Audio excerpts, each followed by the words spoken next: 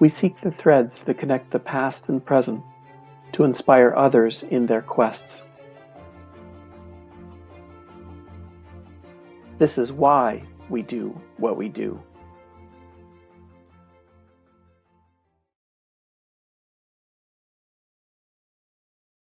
"12:20 p.m. Pacific Time, Mary Barber of Canton, Ohio, daughter of Mary Saxton Barber, stood by the apparatus that gave the signal to release the battleship Ohio down the ways and into the San Francisco Bay.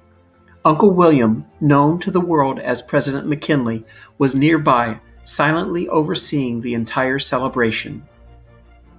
The trip of a lifetime for many began in Washington, D.C.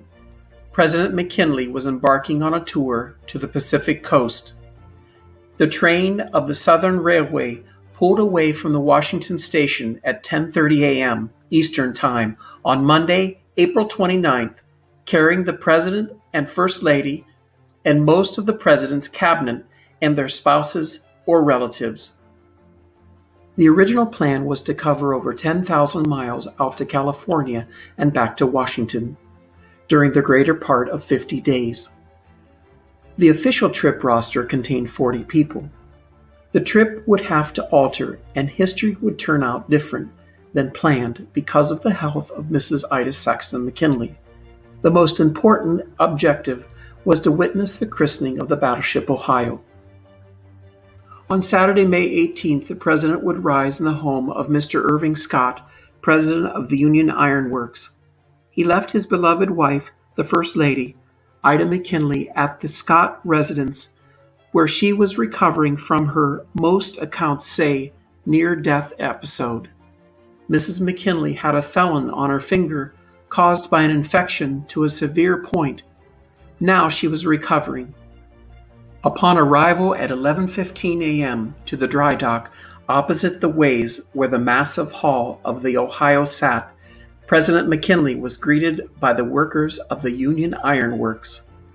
Several ships were either in dry dock or in the bay waiting to be completed, including the cruiser Tacoma, the torpedo destroyer Paul Jones, and the Alaska. At precisely 12:22 p.m., with shouts of joy, countless national flags fluttering in the wind, and the chief executive and his party, and the governors of 7 states and territories, the mighty battleship Ohio slipped into the waters of the San Francisco Bay, wedded to the sea. Miss Mary Barber of Canton, Ohio, niece of the President and First Lady, pressed the button that activated the guillotine, severing the rope restraining the ship to the ways.